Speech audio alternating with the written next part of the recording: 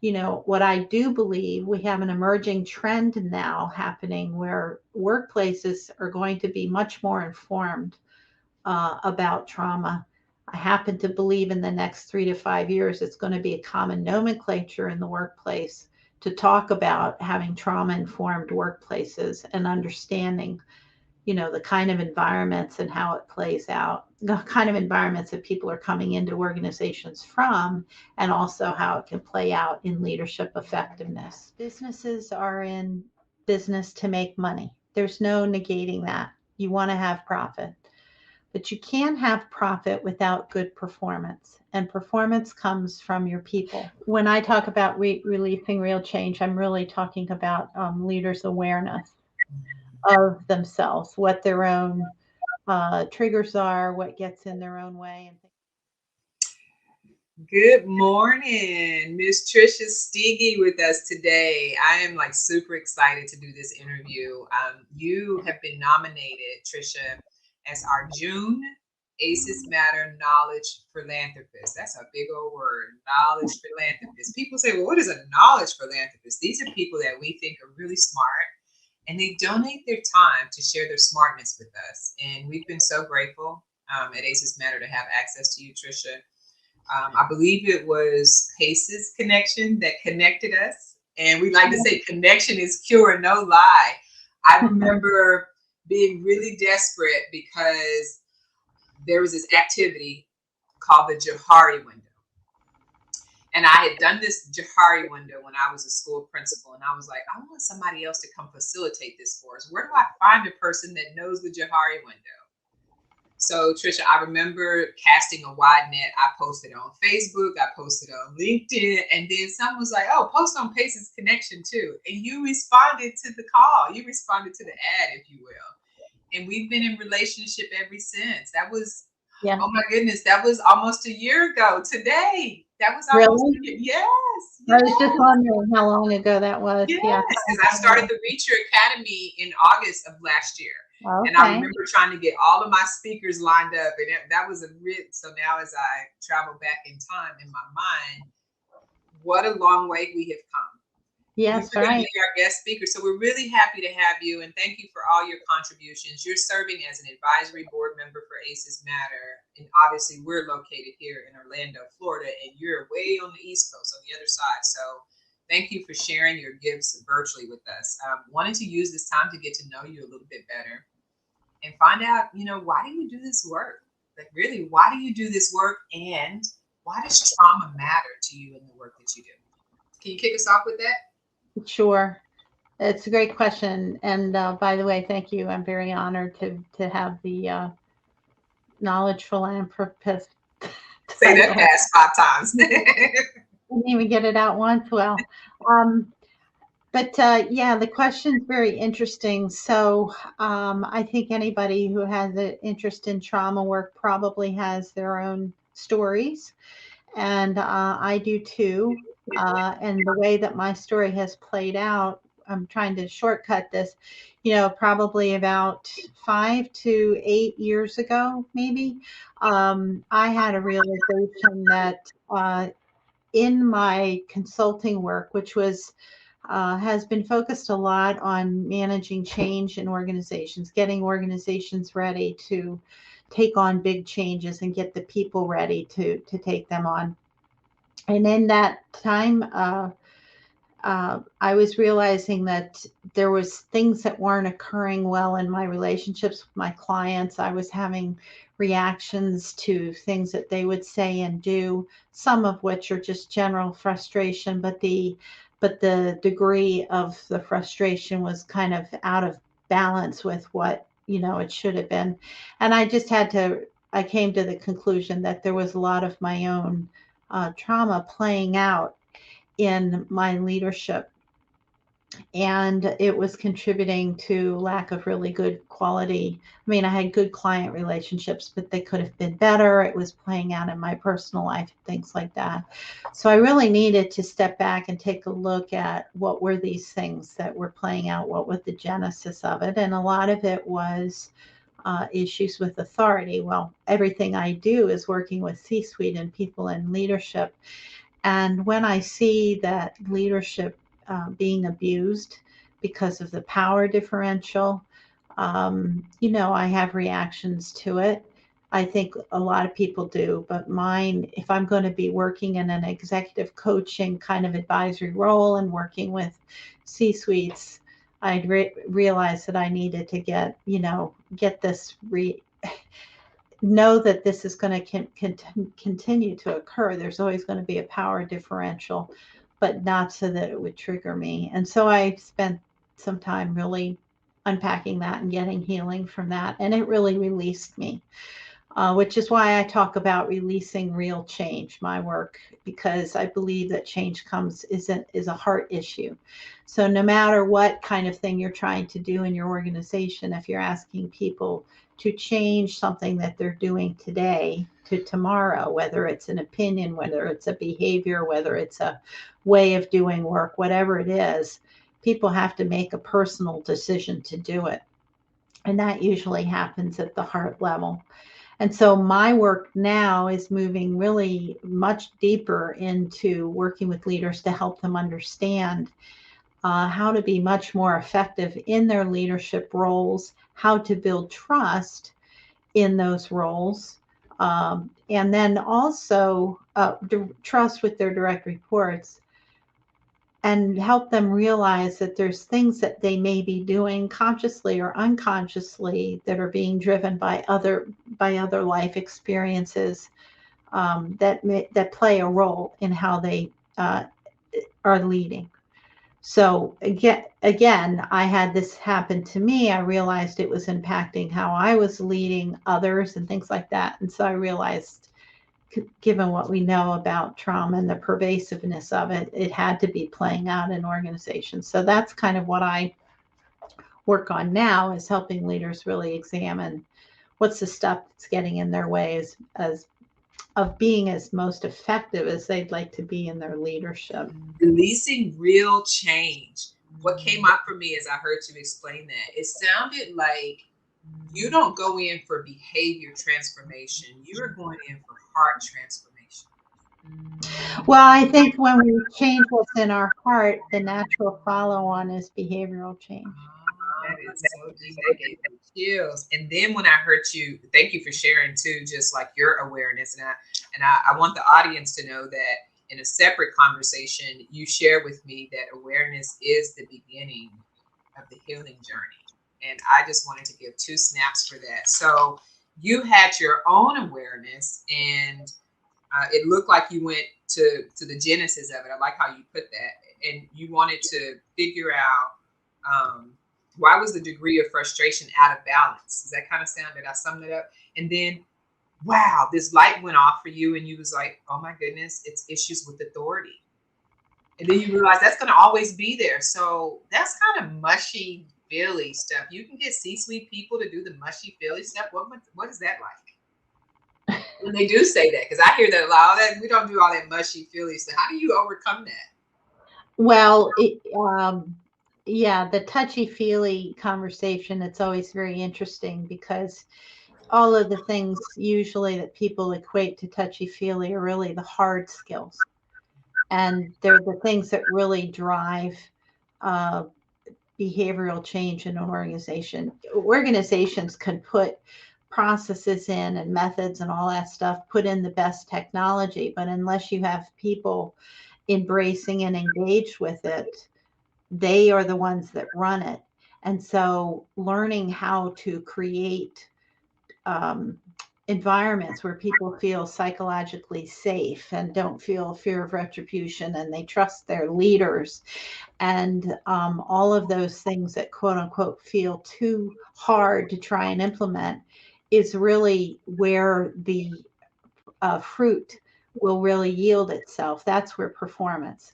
So when I hear leaders, pushing back and saying, well, that's all touchy feely, I have to remind them that this is not touchy feely. It's the hard stuff that's harder to get a hold of. It feels mushy, and yet it's the most powerful thing. It's really what drives how organizations work. The people in the organization are what drive it. And the processes and everything are just kind of the architecture, but the wheels to make it turn are the people that run it. So deep. So deep. That's really deep, Tricia. Touchy feely, mushy, all that. Like, I have a lady that I work with, and she was former military, and she realized that some of her traumas were playing a part in how she was navigating, especially a lot of the military. You know, it's very cut and dry, no questions asked. You don't question authority. And she was telling me that that was one of the hardest transitions for her, was trying to bring up the conversation of the feel good conversation, like getting to, touching people's hearts. So when I hear you talk about the processes that organizations can spend hundreds of thousands of dollars on, really well, but it's only as good as the people who are going to actually be able to push the power button, right? And that takes training, and so does the touchy feely stuff. That takes training. What came up for me as you were explaining that, I had this visual in my mind where, with an electrical outlet, typically it's two prongs, right? Like, it's designed for something with two prongs, but occasionally you're going to get a device that has the three prongs. That does not work in a two-prong electrical outlet. And when you're trying to plug in a three-prong device into a two-prong electrical outlet, they're not communicating. It's just, it doesn't work. So it's almost like if we're putting together all these fancy systems in place and giving them to two-pronged people, you just wasted all of this money trying to do that. When people, sounds like releasing real change starts with us having conversations at the heart, and identifying. Would you say that that's something you try to encourage leaders to take a consideration, especially when they're working with direct reports? When I talk about releasing real change, I'm really talking about leaders' awareness of themselves, what their own triggers are, what gets in their own way, and things like that. Now, I'm not a therapist, but what we know about trauma and how it impacts, 70% of our society has had some kind of trauma in their life. Well, if you think so for every 10 leaders, 7 of those have had some kind of major trauma. And then if they have their teams, 7 out of their 10 direct reports have their own trauma issues.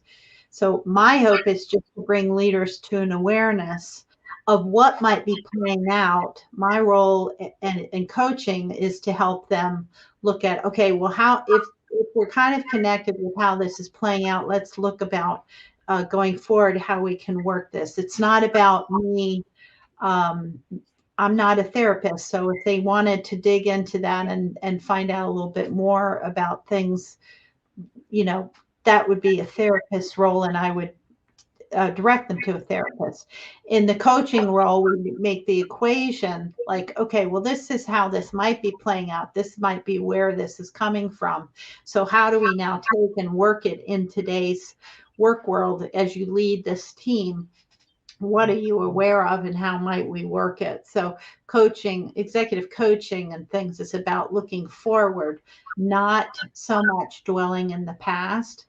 However, we're human beings and we come as one person and entity into the organization. So you can't pretend that this kind of thing hasn't happened before. I will give you an example. I think a story might help. So I was working with a client, and I was doing some 360 kind of interviews with an individual that was being considered for promotion into a much bigger role. This individual was really great at plugging the holes in, fixing things. If in a crisis, they would send this individual to work the situation. The challenge that the organization had was that this individual was not well respected in the organization. People were afraid of this person, and they were that person steamrolled and bullied as their way to get things done in the organization. So moving into a C-suite role was kind of I encouraged them to really uh, have me do some life history conversations and 360 kind of interviews with the person. And come to find out, without going into too much detail, there was some really valid reasons why this person steamrolled and bullied.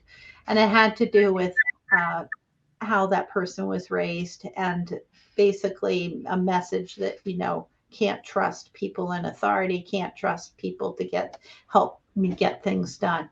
And so that was directly translating into how they led, and it was getting in their way of their potential to move forward in their leadership role and in their career. So in that moment, I was like, this is what I'm talking about, the kind of work I want to do, to just kind of bring them to a precipice of awareness. Because when I had a conversation with that individual and kind of help them make the connection, whether that person went on to get therapy or whatever, I don't know. But I do know that it was when I help make the connection, there was a lot of quiet on the other end of the line. And I knew that there was some resonating going on. And it may have been the first time that this person had ever been able to make a connection around why their behavior was impacting things. So that's for me why I'm interested in trauma.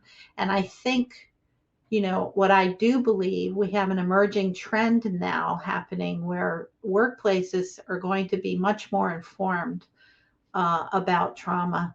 I happen to believe in the next 3 to 5 years, it's going to be a common nomenclature in the workplace to talk about having trauma informed workplaces and understanding, the kind of environments and how it plays out, the kind of environments that people are coming into organizations from, and also how it can play out in leadership effectiveness.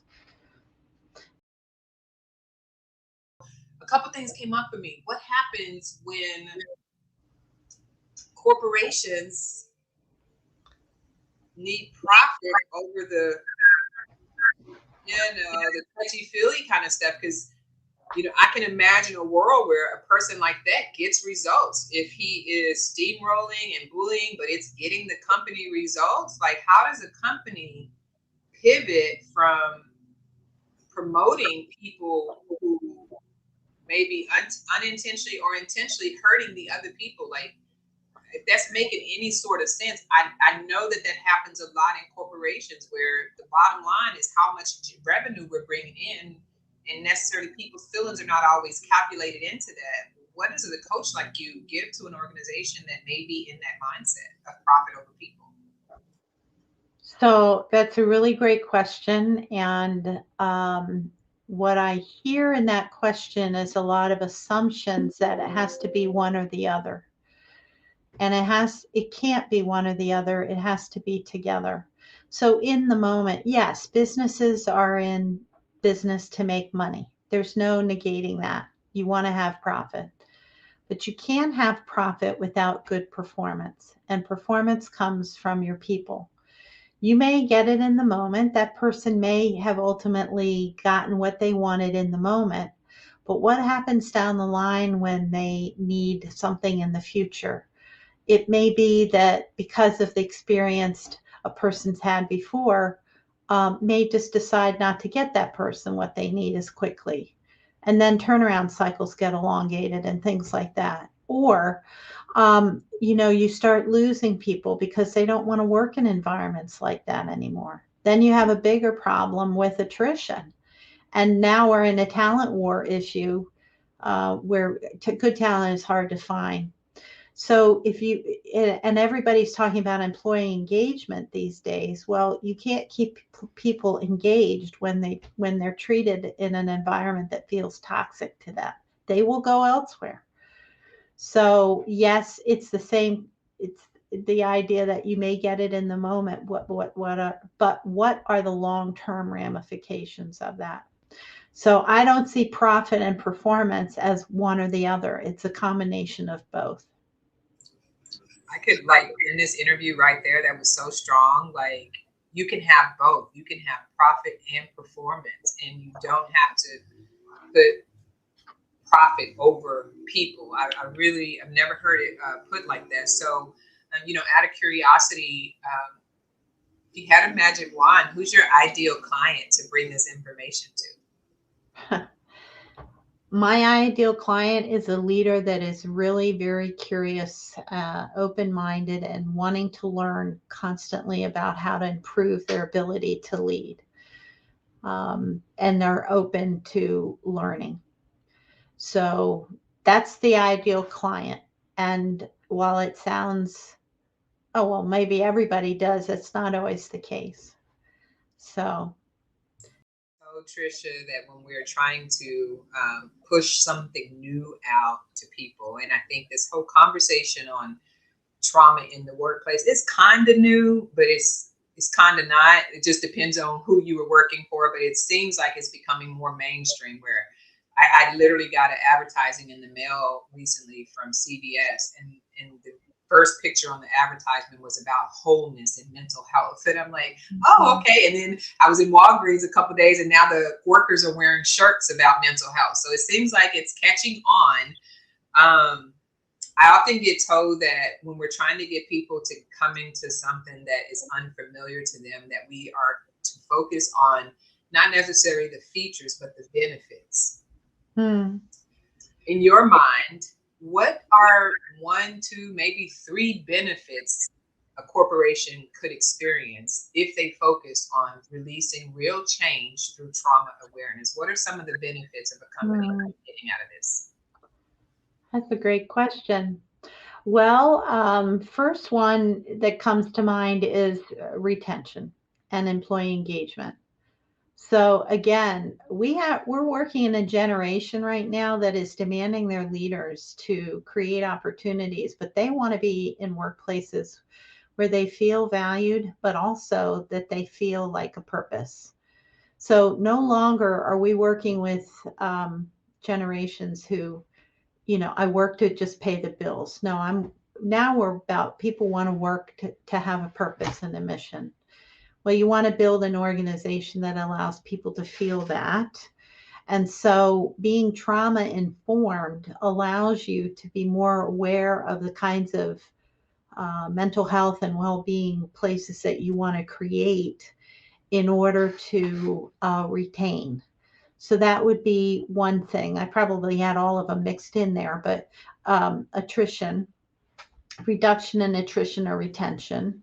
The second area would be this whole idea of engagement. And I don't even like the term engagement as much as committed, because we want to have people, we want to have employees that are committed, really committed to the work that they're doing, because they find purpose, because they find leaders that are really creating that environment that allow them to feel committed, that they're able to share their thoughts without retribution, have mistakes without retribution. So employee engagement or commitment would be the second thing. And the third thing, I would just say, having an environment where people feel like they really belong. So we want to work with clients that have a real desire to create cultures of you belong here, and that bring people joy. If you're going to spend as many hours as we do at work these days, why not have it be, a joyful, fulfilling, satisfying situation for yourself? So those are the 3 things that come to mind right now. Beautiful, beautiful, beautiful. So corporations, small, medium, large size business, if retention, engagement, and belonging cultures matter to your organization, or if you want them to start to matter at your organization, transformation strategies, coaching by Tricia Steege would probably be a place to start. Fair enough. What you say? I'd hire you. I'd hire you. Yeah, thank you. Yeah, that sounds really good. What are some books you've read in the past that have inspired you? In books, movies, podcasts, what are some things that you've used to help build your repertoire in this conversation? Okay. So one book that I rely on a lot and talk to clients a lot about is a book called Transitions. It's by a gentleman by the name of William Bridges. And it's a very simple read about what happens for people that are going through change, the stages that we go through. It helps leaders and organizations understand that some of the behaviors they're seeing are just normal kind of behaviors. So transition, and you can use it a lot in your own personal life. So transitions is one book I've relied a lot on. Another book is called Flawless Consulting by Peter Block, which has really helped me personally understand how to work with clients. And there's dimensions depending upon what role they want you to play as a consultant. So Good to Great is another book that's kind of relied on, but there's just so many books coming out now that are just, you know, must reads kind of thing. There's too many to mention, actually. Yeah, I like that. Well, Tricia, thank you so much, not just for you coming to your own awareness. I think that that's a gift in itself, but then you dedicating your own time, being committed to a cause like ACEs Matter, and coaching up, people like us who are trying to figure out how to make the world more compassionate, one conversation at a time. So it has meant a lot for us to have access to you, invaluable. And, we want everybody to feel what we're feeling when it comes to just how much trauma awareness can do for you at a personal and corporate level, if you will. So thank you. Close us out by introducing yourself, telling the audience who you are, how to reach you, and if there's anything else that you'd like us to know. Okay. Well, my name is Tricia Steege, and you can find out more about my company, Transformation Strategies, on our website at transformstrat.com, short for Transformation Strategies. You'll find a lot of blogs there on different leadership topics around change and change leadership and remote work. I have lots of infographics there that you can use. And then it just gives you a little bit more description about our services and what we offer. But thanks so much, Cindy, for having this time today. I really have enjoyed our conversation, as well as, I am committed to what it is that you're trying to do. And I think, we're going to see the fruits of our labor here very soon in our workplaces. So thanks again. Thanks. And maybe you can teach me how to golf too, because I have no idea how to golf. So maybe that's something else you can coach me up on. It's been a pleasure, Tricia. Thank you so much for this interview. And we look forward to spending more time with you. And connection is cure. What would have life been like for you if you could have skipped childhood? If you could help people be better, healthier adults, would you? Truth is, the fact that every person on earth had to experience childhood is enough to care about the ACEs Matter cause. ACEs are so common that 1 in every 6 people have been exposed. Average childhood experiences, aka ACEs, are like time capsules of a traumatic past and a looking glass into a blurry future. ACEs are one of the root causes to poor employee performance, mental illness, crime, disease, and even poor quality of life, just to name a few. According to the CDC, 8 out of the 10 leading causes of death in the US correlate with the exposure to 4 or more ACEs. If they can be predicted, they can be prevented. ACEs Matter is on a mission to stop generational cycles of ACEs, and you can help by starting a campaign or making a small tax-deductible donation. You can help 1 million families get the support that they need to treat and heal from childhood adversities that have affected their adulthoods. We want to hire, train, and deploy 250 community influencers by the end of 2025. Our goal is to raise $1.3 million in order to begin with operations for this initiative. Donations would go towards mobile deployment of trained trauma professionals, community outreach, and door-to-door awareness. Get involved, see the results, save a life, and repeat. Visit acesmatter.org to learn more. Let's be real, we need to heal.